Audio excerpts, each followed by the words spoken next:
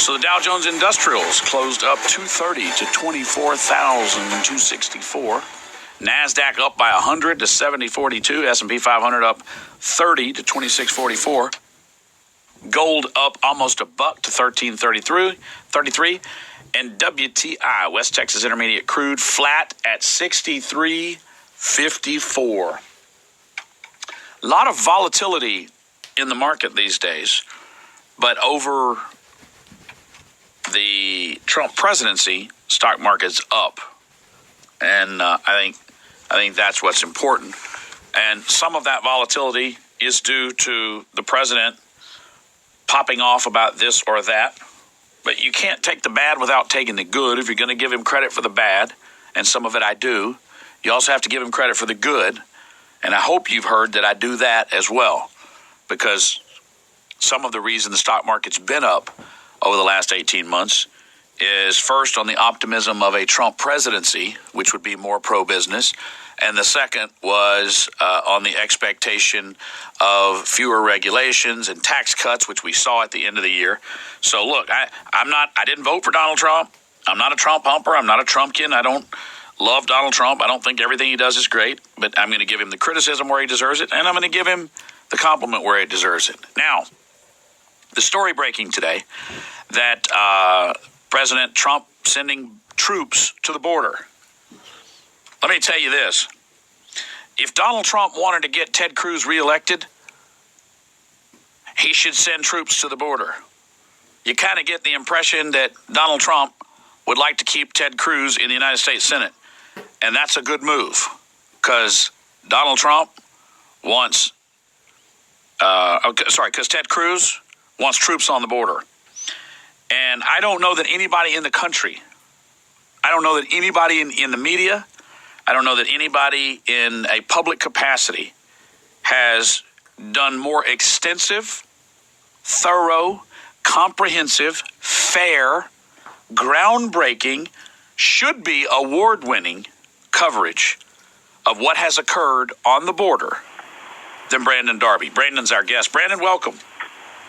Hey, Michael, thanks for having me on. What about all that glowing introduction? I appreciate that. Did you hear all of it? Because there's a delay, so when I click to you might have missed some of it. You want to hear it again? I missed some of it. I'd love to hear it. Were you napping? What were you doing? I wasn't napping. No, there was some kind of delay and you clicked to me. I know, but you sound like stoned. No, I'm not stoned, though okay, I'm not opposed to being stoned. Right, I know. On occasion. Well, you live out in the woods, so you got to pass the time. So the president sending troops down to the border, your thoughts? Well, I have a lot of thoughts on it. I find it interesting that Mexican officials are complaining about it, considering that Mexico has troops on the border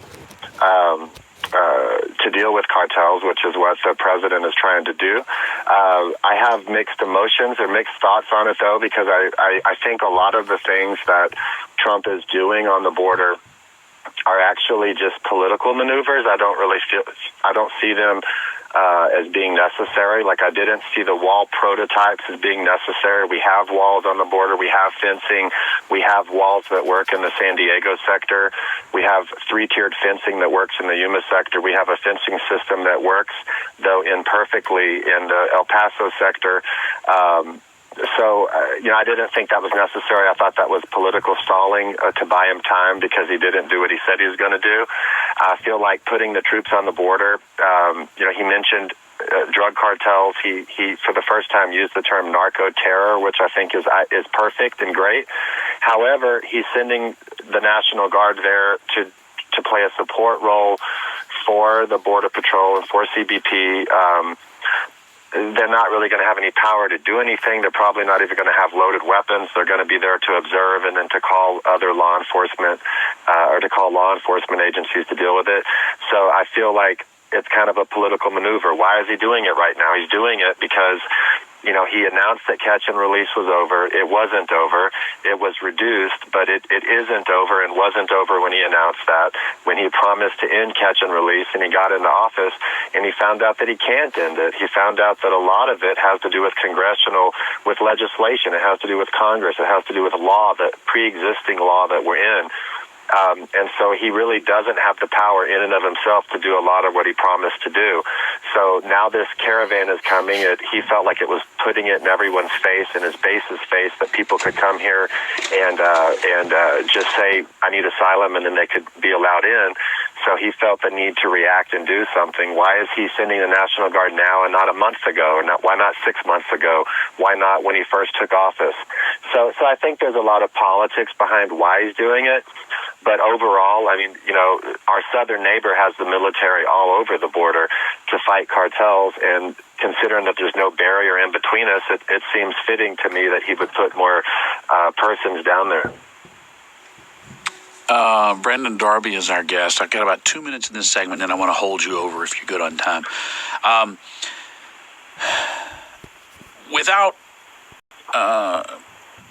Let me say before I ask you the following question, that Brandon, this is a personal editorial before Brandon answers.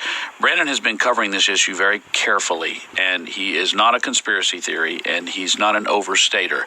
And some of what he's about to tell you, I wish the rest of the country would at least pick up his reporting, because it's groundbreaking and it's frightening. Take about a minute and a half for this segment, and then we'll come back to it to talk about how dangerous the border is right now, because some of what you've written is frightening.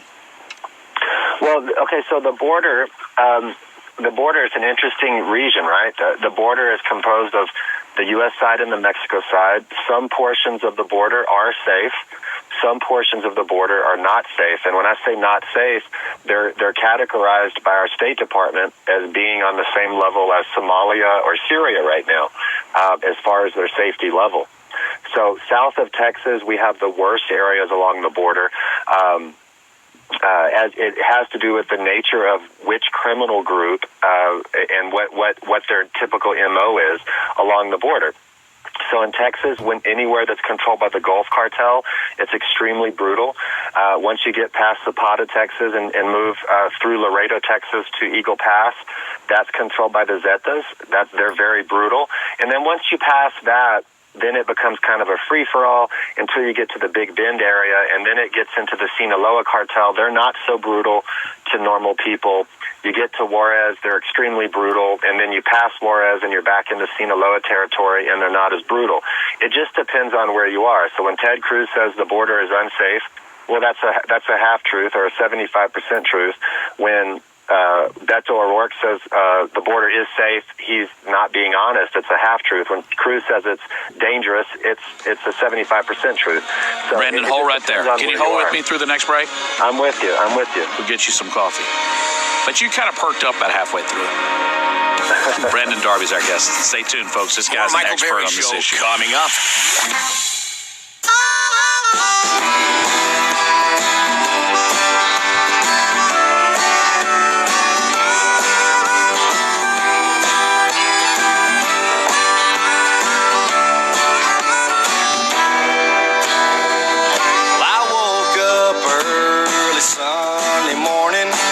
Myself a piece of toast, had $50 in my pocket. Gonna chase myself a ghost, went down Camino Espinosa. Gonna get me a divorce, I'm gonna split with all my money. See that girl who loves a horse. It's New Year's Day here on the border. It's always been this way. Big news today, President Trump sending troops to the U.S.-Mexico border. Brandon Darby has owned this story in the way that the Daily Caller has owned the Imran Awan story relating to the IT breaches in Congress, and probably a whole lot more. Brandon Darby is our guest. Brandon, when you talk about the U.S.-Mexico border, I'll focus on Texas because that's where I am, but it's also true in California and Arizona. And you talk about the danger. You've written about some cases and posted some video and interviewed folks. And I mean, we're talking about beheadings. We're talking about mass murders. We're talking about violence, the likes of which we don't see in Afghanistan or Iraq, and we're at war there. Why do you think that? I mean, how do you keep from running around like Sharon Atkins when when she was at Enron, saying, "Hey, there's a real big problem here, and nobody seemed to pay attention." How do you keep from running around saying, "Why isn't anybody paying attention to what I'm doing here?" Well, it's an interesting situation. I did vote for Trump.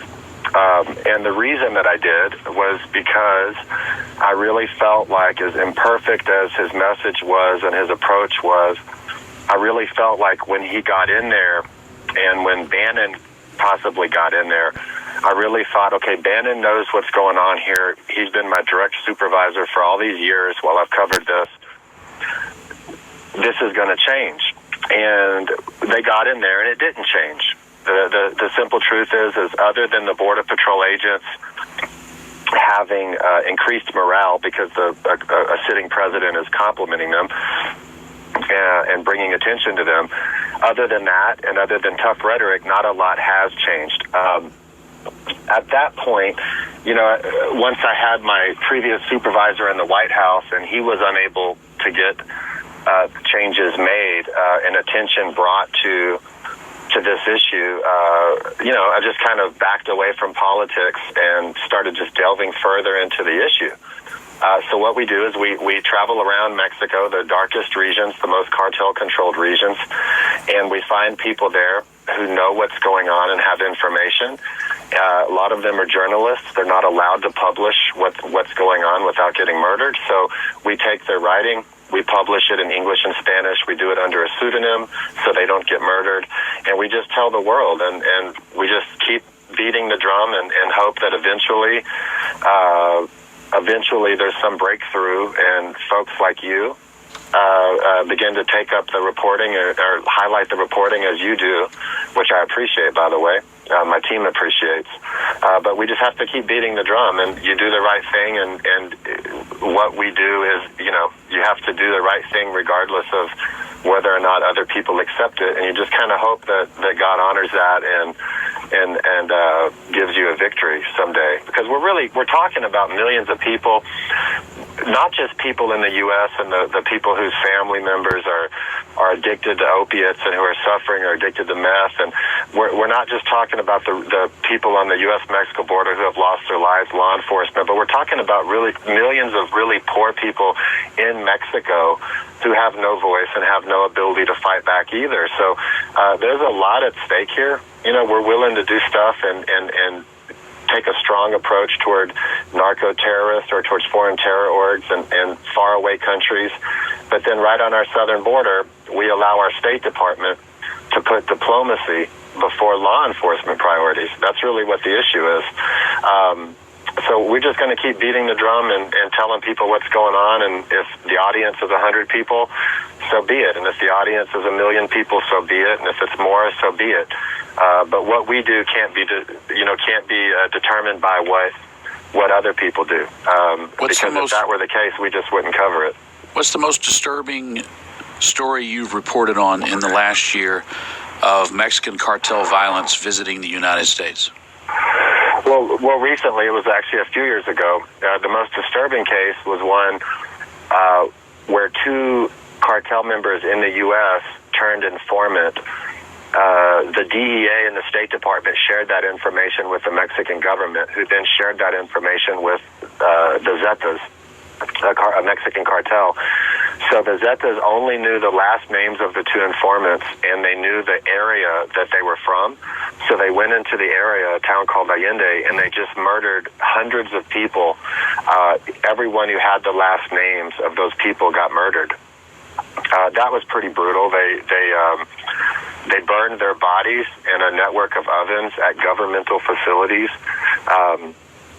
That was pretty brutal. So this is the kind of stuff that we're dealing with. These guys really have crossed the line into being foreign terror orgs. They're not designated as such, but they should be. I find that very frustrating when we talk about the State Department in Mexico, who really controls what the U.S. does there. I find it very frustrating and sad that there are so many law enforcement people in the U.S. who are risking their lives, getting their butts shot off, fighting this drug war. And then when you go to Mexico on the top levels, our government is playing softball with drug lords. I find that very disturbing. it seems unfair to me. If that's the approach that we're going to take, we should stop putting all these law enforcement officers in harm's way, or we should start actually, pursuing cartels in Mexico with the same vigor that we do in the U.S. and that our law enforcement professionals are doing. These are the things that I find most disturbing. Just mass murders, brutal killings, sheer brutality. I watch as the American left and a lot of Republicans think it's okay to have an open border. I know that approximately 80% of the women who come from Central America to come into the United States illegally are raped along the way or sexually assaulted. I know the brutality associated with an open border. I know that an open border, when you have such economic disparity between two nations sharing that border, I know that is not a humanitarian situation. And I just wish more people would actually look at the facts about what's occurring. Brandon, but they're not, and we're just going to keep screaming about it until they do. I want to say that you have taken a very nuanced approach, which is not easy to do in a soundbite environment, and that is that you believe the border should be secured and that the border should be closed, but that it is important to remember that these are human beings, most of whom are not bad people. They're simply seeking a better life, and we can be both compassionate toward them and respectful in the way we describe their plight, and yet still enforce our laws because it's in our national security. And I don't know that anybody has quite achieved that balance in the sense that you have. And I can tell you have a heart for these people. You can't see it. You can't see that much oppression and that much brutality like all the time, because we see it all. Michael, I'm down there every month. I'm in Mexico and in different places, and you can't see what people are going through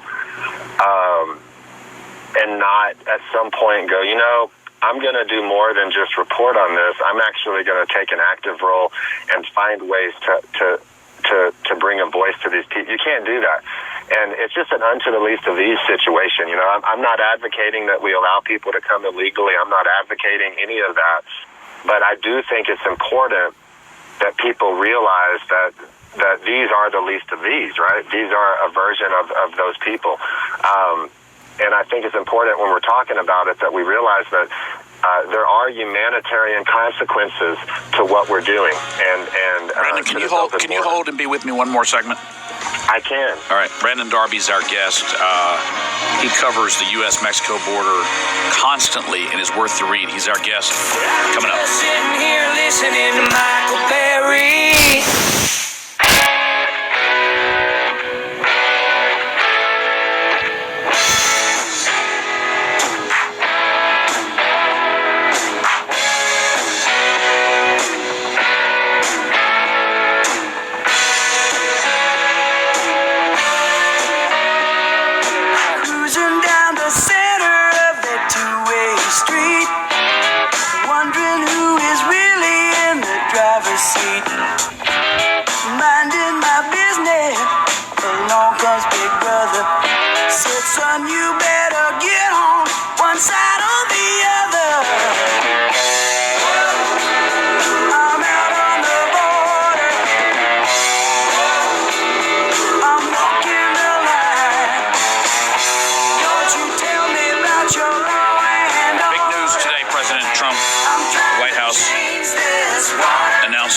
Sending troops to the U.S. border.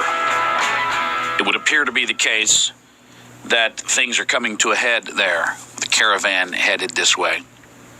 The issue never really stops being a troubling concern. It just stops being front page news.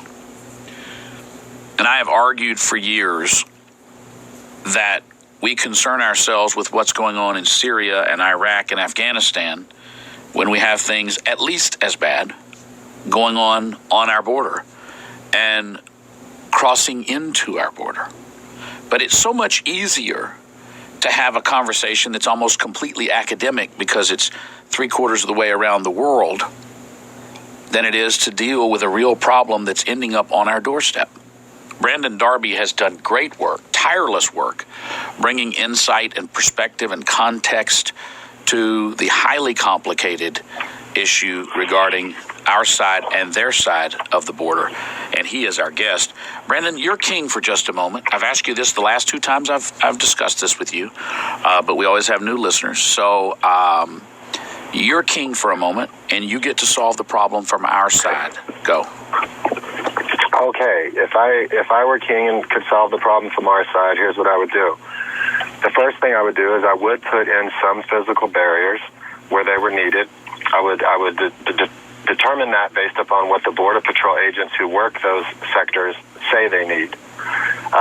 The next thing I would do is I would increase the number of FBI and IRS agents along the border and HSI agents to deal with public corruption, because I realize that most narcotics come through the ports of entry and are a result of public corruption. By means of public corruption, they do not come across between ports of entry. So I realize that a wall and agents will not do anything to stem the flow of those narcotics. The next thing that I would do is I would change the Foreign Service officers in the State Department in Mexico.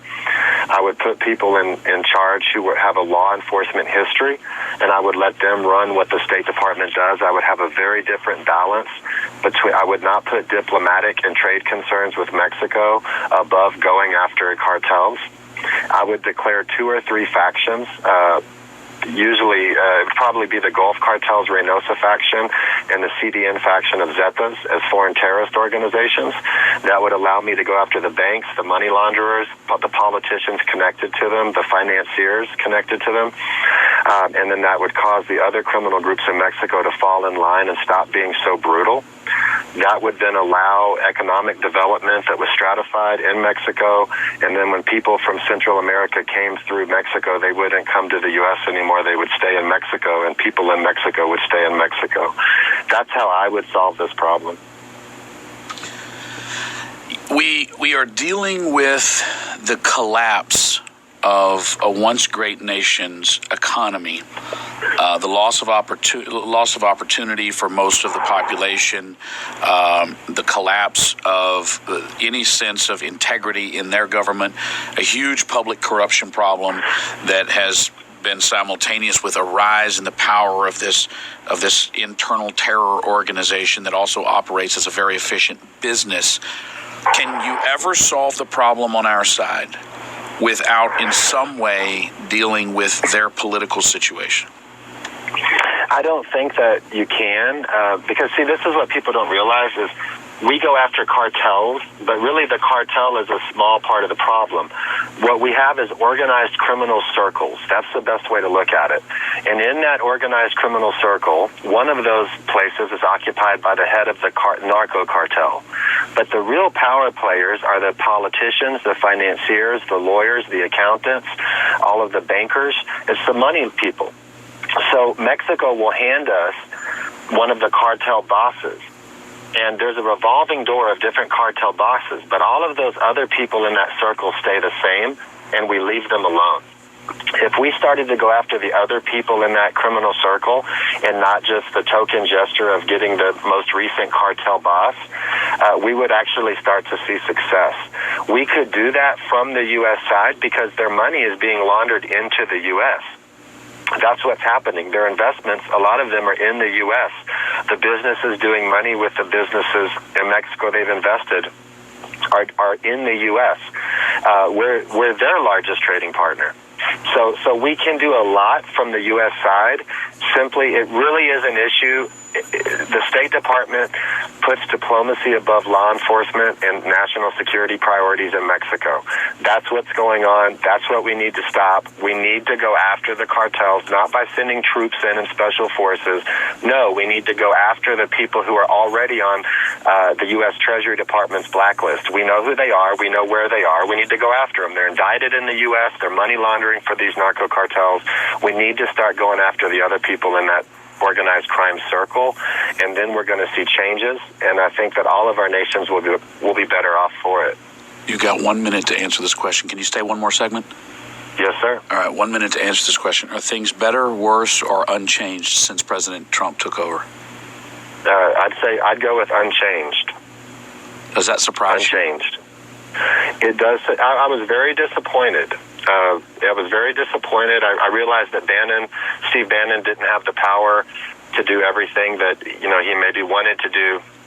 But I was very disappointed on my trips to the White House. Steve Bannon had those whiteboards all around his office with all of the priorities. And each time I was in there, I noticed that the word cartel in Mexico was never on any of those boards. And I can tell you that I was very hurt by that, very disappointed in that, very disillusioned. And after that, I decided that, getting behind political candidates, I'm just going to report what's going on, bring a voice to the least of these, and, I just stay out of politics at this point. That's unfortunate. It's a political process that leads to the governance that needs to solve this problem, but you're doing fantastic work. Hang tight. Brandon Darby, one more segment. In light of President Trump announcing today they'd be sending troops to the U.S.-Mexican border, we're talking to the guy that's on the ground there. The czar of talk radio. Michael Berry. The Michael Berry Show.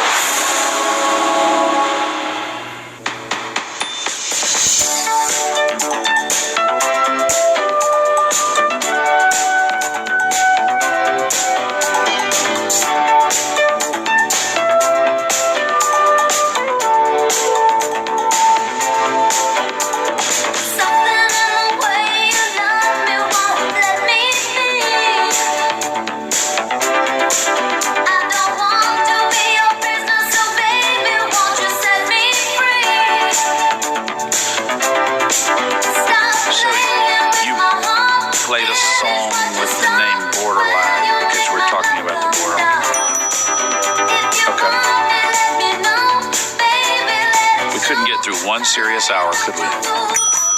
One serious hour is all I'm asking for. We could have done chicken fried jokes. We could have done fart jokes. We could have done everything else after one serious hour. But you couldn't do it, could you? Brandon? Yes, sir. How long have you been reporting on the border? About 5 years. Are you more or less hopeful that we'll find a solution? Oh, I can't. It just depends. I think eventually we will, but I don't think it's going to come as quickly as I thought it was. I really thought that, like I said, when Trump took office and Bannon was in there, I really thought we were going to have a solution, and that didn't happen. And so, over time, I've kind of realized the forces at work that prevent that solution from happening. I think a lot of right-of-center media, don't cover what's going on in Mexico because they fear that it's going to support a left-of-center narrative for asylum. A lot of left-of-center media won't cover what's happening in Mexico or on the border because they think it's going to support a right-of-center narrative or call for border security. And our State Department places trade so far above law enforcement priorities that there's just powerful forces at work. A lot of powerful forces at work, and it's going to take a lot of time before enough people are aware of what's going on to where something's done about it. That's such an interesting point. There's this sort of willful indolence and almost willful ignorance, as if we just don't talk about it, then we don't have to deal with it. And I saw that on the issue of the NSA. The only thing anybody ever had an opinion on the NSA about was whether Snowden was a scumbag or a hero. But what we were left with, the residue of him being gone, and what happened was we have to confront this, right? Bradley Manning, whatever you think of Bradley Manning and what he's done since and how he was treated, we're still left with secrets being exposed of very troubling things that people just decided, I can wrap my arms around, Kathy Griffin severing the head or David Hogg calling for gun control. I can pick a side there, but this is too troubling to have to face. It's pretty concerning, and people, they just kind of, it's like they're blinded to it. They just close their eyes to the horrors of what's occurring, and in the meantime, we have Border Patrol agents in the line of fire. We have U.S. law enforcement personnel in the line of fire, and so much of it could be resolved. This will never be completely drugs are never going to be completely banished. There's never going to be, people want to get high, people have issues, but when it's this readily available, fewer and fewer people are going to hit their bottoms and are going to get sober and clean, and we're going to lose more and more loved ones and have more and more problems from that, not only fiscally and financially, but also just in our communities. They're going to be sick. So we're just going to keep beating the drum. We're going to keep reporting on what's going on as long as we can. We're going to keep sticking it to cartels. You know, we've had some recent successes. There was a situation in the last couple of weeks where in the state of Michoacan, the cartel boss, we got pictures showing that the Mexican military was hanging out and fraternizing with the cartel boss that they were supposed to be going after.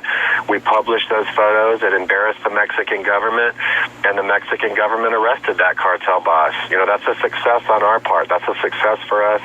We need those successes. We realize that if we just focus on one cartel boss at a time and call them out and bring attention, it embarrasses the Mexican government, and they go after that cartel boss. So in the meantime, while everyone else is turning a blind eye, we're just going to keep trying to have successes and helping people there and here to take on these bad guys, you know. Well, I certainly hope. That we are going to get there. I do not share the opinion of Steve Bannon that you do, and I respect, you know, our difference on that. But I will say that the issue where I thought Bannon could bring the most good to the Trump White House was that he was actually a believer in addressing the problem of immigration, the cartels, trafficking, sexual and narco, and that he understood that there was a political plus to be gained from it, which is Trump's calculus. Can I win or lose off of it? And I will say, I thought that that's what Bannon was going to be able to accomplish, and that was his greatest role. And him being pushed out, which I don't know if it's necessarily a bad thing from my perspective, because I think he was a little bit out of control. But that's what I took from that was, well, any hope that there was going to be a solution down there is over. I don't think that there's going to be a solution down there during this administration. I think that it's gonna come from the middle. It's not going to come from the far right. And it's definitely not coming from the far left. It's going to come from just average folks being educated about it, knowing about what's going on and caring about what's going on. It's going to be from the middle. And when I say the middle, I don't mean squishes. I just mean average people who aren't like hardcore one way or the other. It's going to ultimately be the average person caring about it that's going to do something. Both sides, both parties, they like having the wedge issue. They like not doing something about it. It benefits Democrats to have people coming illegally, and it benefits Republicans to have people coming illegally. And I think that that's a sad reality when we're talking about, you know, the leadership of the parties. But at this point, there's no excuse. You know, Democrats had the ability in the first 2 years of Obama. They had the ability to pass legislation and do something about stuff they didn't. Republicans have had that ability and they didn't. And just now, because the migrant caravan is in the news, all of a sudden, you know, Trump is talking tough and doing something. I mean, come on. I mean, people are playing politics with us. They're playing politics with our lives. They're playing with our tax dollars and with those people's lives, really. In the long run, it's with all of our. There's regular people and there's some people in leadership who I think have some problems. There are some good politicians, but my experience has been the majority are not. There's good people in media, political media, but my experience has been the majority are not good people. You know, objectively speaking, bad people are attracted to power. There's a lot of good people who are, but mostly it's not good people, and that's what we're dealing with. And in the meantime, like I said, we're just going to keep reporting it, keep doing our jobs. Keep doing what you do, Brandon. It's important. I'm up against the break, brother. People keep reading it. Thank you. All right, thank you, brother. Find Brandon Darby on Twitter. Read his stuff. You can find him he's the editor of Breitbart Texas. Fascinating story. He's the son of a refinery welder, which I always identify with because my dad worked at a refinery. Ran away from home. He got a GED. He was an FBI informant, and he put some guys behind bars who were going to blow up the RNC in 2008. And he's gone on to pick this particular issue and really, really stick to it and bring light to it. And I'm glad that he does. Find him, Brandon Darby. Read his stuff. You'll know more than your neighbors if you do.